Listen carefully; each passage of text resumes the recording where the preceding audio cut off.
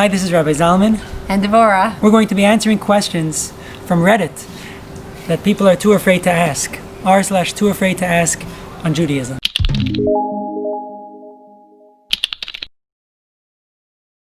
Okay, Maggie. In order to identify what defines something, we have to find a common factor that it has throughout all times and all places. Judaism has been around for thousands of years. We do not find a common race, common language, even a common land. Although Israel is our homeland, Jews have been living out of Israel for thousands of years. Even ethnicity, there isn't a single ethnicity in Judaism. Judaism welcomes converts. There's only one thing that we can find in common throughout the thousands of years of Judaism in all places and all times, and that is the Torah and its mitzvot.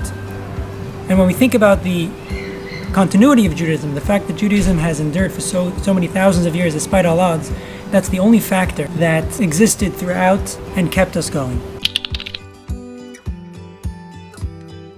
As human beings, we're always growing and developing, and to embrace that about us.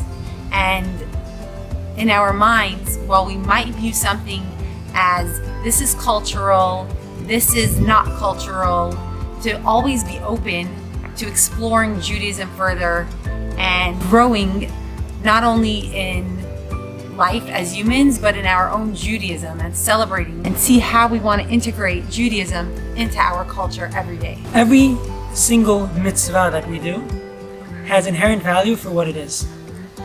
And even the cultural elements of Judaism, such as sitting together with a family and enjoying the meals on the holidays or things like that, are also a mitzvah. So if a person engages on the holidays in the cultural aspects of Judaism, they are still doing a mitzvah.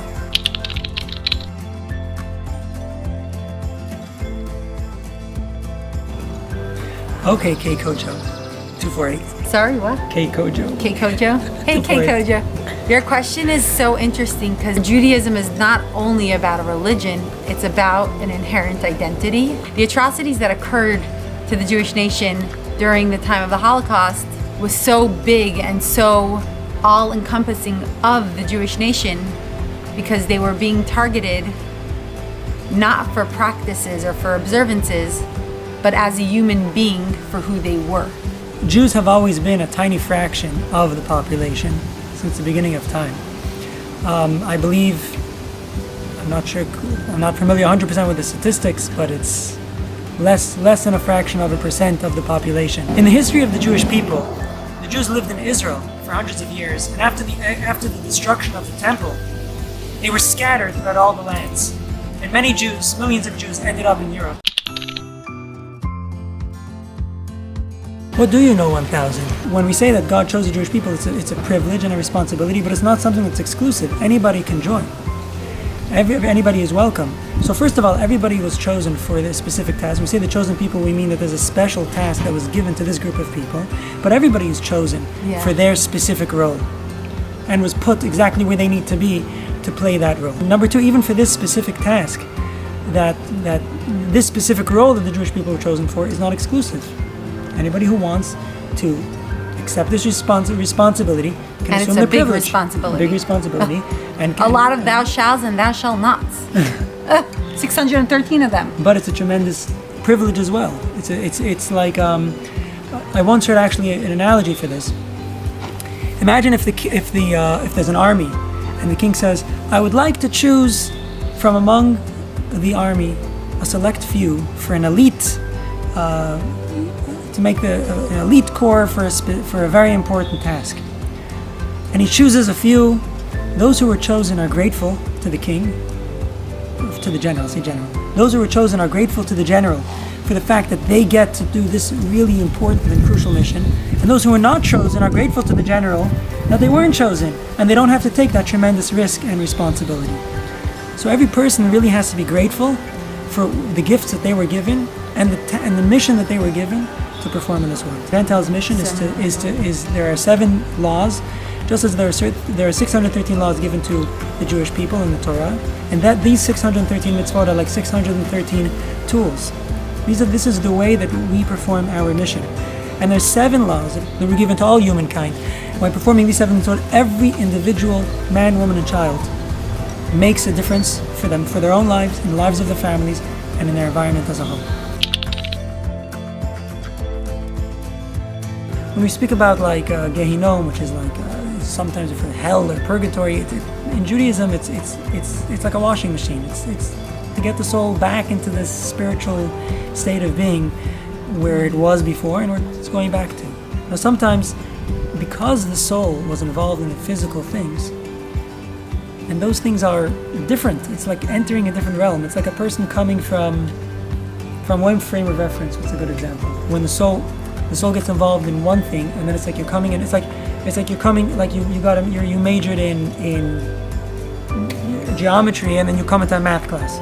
You can't understand. The soul, because of its time spent in the body, it sometimes it comes into the spiritual world. It feels it's like it lost its frame of reference. It doesn't really relate to what's going on. So it has to go through a little bit of a training process or a cleansing process, and that's when we speak about like Gehinom, which is like sometimes for hell or purgatory. In Judaism, it's like a washing machine. It's to get the soul back into this spiritual state of being. There's a certain assumption that life starts and ends, but life, the way we know it, is only a small segment of what life really is. Because life, a body is not really life. A body is a physical. In the Talmud it says, "Achor v'kedem tzartani." God created me first and last. A human being, the body of a human being is earth, just like any other, just like a piece of earth, just like a rock. There's nothing about a body that's life. The soul is a spiritual being, and spiritual things don't exist in time and space. The window of time that the soul enters the body is the most important part of life, because the reason why God created the soul is so that it should be able to study Torah and perform mitzvot, which must be done in this physical world. You can't put on tefillin, you can't keep Shabbat, you can't light Shabbat candles, you can't do any of the mitzvot. You can't enjoy challah. You can't enjoy challah. As a soul detached from a body. The soul needs the body in order to perform that. But at the same time, the soul lives before it came into the body and continues to live after it leaves the body.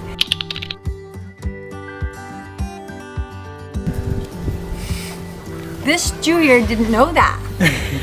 No.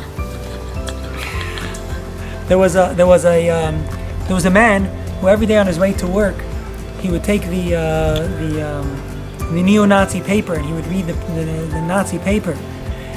Somebody said, "What are you reading the Nazi paper for? You know who these people are?" He said, "It's too heartbreaking to read the Jewish papers. This one died, this one this, and this one that, and persecuted, and the Nazi papers are amazing. Jews run the world, Jews run the media, Jews have all the money. It's wonderful." I don't know how to answer this question, why people believe. I don't know where they get their beliefs from, but perhaps we can say one thought. And that is, as we mentioned earlier, Jews were given a special mission in this world. And that mission is to bring, Abraham was the first Jew, and he had a mission to bring monotheism, to bring values, morals to the world. And at Mount Sinai, God gave the Torah and mitzvot and said, don't keep it to yourself. You have to share it with the world. You have to go around. We're scattered. Our sages tell us this is why we're scattered throughout the world. We have a mission wherever we are, to spreading goodness and kindness. So perhaps because of this mission that we were given, that we spread everywhere and always we're expected to be a light to the world, so perhaps this creates this perception that Jews are everywhere and in everything.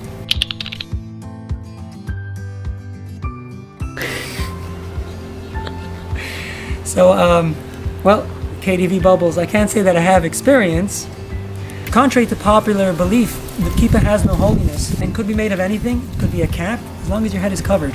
And the purpose of the head covering is, it reminds us to be humble and to recognize something beyond ourselves. To recognize that there's a higher purpose. It's not all about us. So I would recommend a bald person should try to find a kippah, that good material that sticks to the head. If not, just wear a cap. Is that like shuckling, rocking back and forth? So this one actually has a really good answer. So, rocking back and forth. In Yiddish we call it shuckling. The soul is compared, it says in the verse, Ner Hashem Nishmat Adam. The soul of a person is like a candle. And a candle is always flickering. Why is a candle flickering? Because a candle, according to Kabbalah, the flame flickers because it's trying to escape the wick. And it's flickering represents its constant desire to go up, to go beyond, to leave. And the wick is holding it down. And the truth is, with our soul, we mentioned earlier the bliss that the soul experiences when it's out of the body. The soul does have this experience that it wants to leave the body. And it wants to connect to something higher than the mundane that we live in day by day. And so the soul is flickering, the soul is shaking back and forth as it's expressing its desire to connect to something higher. And that's why when we pray, we rock back and forth. Do you want to say something? I have a wise husband. What do you want to say? We're definitely trained to ask. Maybe because also we're expected to share Judaism and share the values. We need to have answers, so we need to keep questioning ourselves and improving ourselves so we can have the clarity and the answers of why we're doing things so that can become real to us. When you ask questions, you achieve a certain clarity in something. Yeah. You understand it better. Yeah. And that's the way Judaism views questions. Judaism views questions as a means to understand something better. Our sages say in Pirkei Avot, ethics of the Father, Lo habayshan lamed. A person who's ashamed to ask questions will never study, will never learn anything. Because if you can't ask, you can't learn. So Judaism really celebrates questions and recognizes that as inquiring, trying to understand. And trying to live and internalize. Experience. To experience it.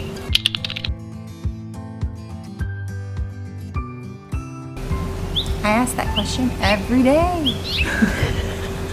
Why do bad things happen to all good people? And why does sometimes it seem that people who have bad intentions have good coming their way?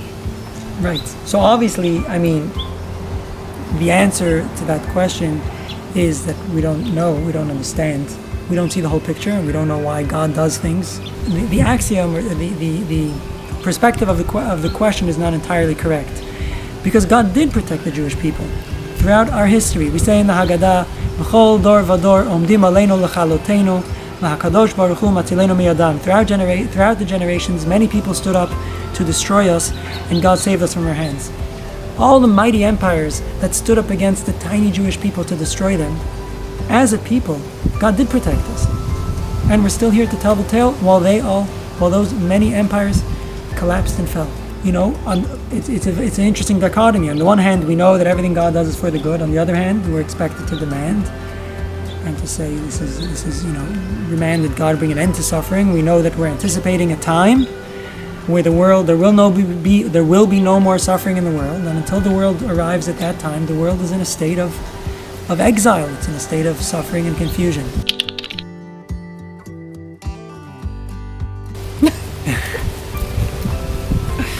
So I'm actually not in the media, so I'm not quite sure of the statistics. It sounds like you have the numbers, and you know that the Jewish people are really prevalent in the media. It's great to know. I'm glad to hear that. Circumcision has been around for a very, very long time. In fact, throughout our history, at times when enemies rose up against the Jewish people, the first mitzvah that they chose to attack and to outlaw tended to be the mitzvah of circumcision. They sense a certain power in this mitzvah. How this mitzvah really perpetuates the continuity of the Jewish people. I mean, was there a time that it wasn't so prevalent, and now it is? Yeah, 100%. Yes? Yeah, of course. No one did circumcision. Abram was the first. This is a really good question for a doctor. There are many stories of how Jews survived in the Holocaust, those who survived, the minority who survived, and many of them did survive by pretending that they weren't Jewish. Hitler was out to get every Jew, and he didn't care what their belief was, what their level of observance was. It made no difference to him. A Jew was a Jew was a Jew, and that's who he was out to get. So Germany was known for its precision and being really good in knowing all the details of everyone in their society. They had everything recorded, everything written down, and it was done in a slow process where people were first slowly identified before things blew out of proportion. Interesting to note that Hitler did not identify someone as Jewish based on the laws of Judaism itself. He came to his own conclusion of who is Jewish. And according to Judaism, you're Jewish if your mother is Jewish. It's something passed through the mother. As Devorah mentioned, Germany had a tremendous level of intelligence, and in general, it was a very civilized society, very well developed. And it's unbelievable to think how barbaric a civilized society could be. They were very well advanced in arts and culture, and it's just unbelievable to think how they can stoop so low. And perhaps this takes us back to what we mentioned earlier about the 7 laws of Noah. That in order for us to really appreciate, to have absolute values and morals, unchanging values and morals in a changing world, and not to determine based on what one person says, is to recognize that there's a higher being, a higher power that gave us a sense of purpose and gave us a set of rules to abide by. And this especially hits home now when we're all recognizing and acknowledging how a human being, the value, the preciousness of a human being, despite any external factors, because they are a human being. Rabbi Jonathan Sachs once said that as in the previous generation, Hitler reached out to every Jew in hatred to wipe out and exterminate every Jew. In this generation, the Rebbe made a campaign, Lubavitcher Rebbe made a campaign to reach out to every single Jew, regardless level of observance, belief, or background, to reach out with love and show them the love of a family member. To celebrate their simple identity as a Jew. You should be commended for wanting to do the right thing, even when others around you, even when there's peer pressure that is the opposite of that. And even when that person is not against you, you're concerned. What's the word? Justice. For justice. You're concerned for goodness, kindness, justice in the world, for the sake of justice, not because somebody will hurt you. Although the truth is that those societies which tolerated anti-Semitism ended up tolerating hatred, racism for lots of others as well. And sometimes anti-Semitism is the start of the degeneration of a society. And definitely there's no question we have to take a stand against racism and hatred. The world has a lot of darkness, a lot of racism and hatred. And one thing perhaps you could confront your coworker and say, there's a lot of darkness in the world, there's a lot of hatred in the world. I would appreciate if you would not add to that hatred. Furthermore, when it comes to darkness, the way to combat darkness is with light. A little bit of light dispels a lot of darkness. If you're in a dark room, you light a match, the room will light up. Perhaps you can set an example by being an example of thinking there, being there for others, thinking about others, always spreading goodness and kindness around you. And you can confront your coworker, and should confront your coworker, but also the example that you show should set an example not only for your coworker, but in general in your environment. And confronting your coworker can be a beautiful conversation with a leading question. How can we, in our present moment, just look around us to spread goodness and kindness and to create more positivity in the world? That's better than what I said. We've seen over the past few months how quickly things can change in our society. The things that we hold dear, the things that we take for granted, can just slip away. Every person in their life has to have something at their core, in essence, a strength that holds them strong throughout all times. There has to be a sense of unchanging values and morals. Judaism celebrates intention in the moment. We are each full of greatness, full of the greatness that Judaism celebrates and asks that we step up to the plate to perform. We have that within us. And when we take a moment to focus our minds and feel it in our hearts, and the bravery to seek further, ask questions, explore, go onto Chabad.org. That's Chabad.org. And so many other Jewish websites. Within a minute, within a moment, you'll have tools at your fingers that will enable you to bring out that greatness, that Jewishness, and reveal it within yourself and shine it forth outwards. Wherever you are, there is a Chabad in your city or really close by. Go to Chabad.org and search your zip code and you will find Chabad right by you. You can find Rabbi Zalman and I in Palo Alto, here in Palo Alto, and on Facebook, Chabad Palo Alto. Many of you might have seen these episodes, which I've been enjoying so greatly, and I'm looking forward to more of these episodes. And the brain and the inspiration for these episodes is Shira, standing right behind the camera, who you don't get to see. And you can find more of Shira's work for Chabad of Greater South Bay on Facebook at Chabad GSB. Thank you for watching. Hope you enjoyed. Thank you for those wonderful questions, and see you again soon.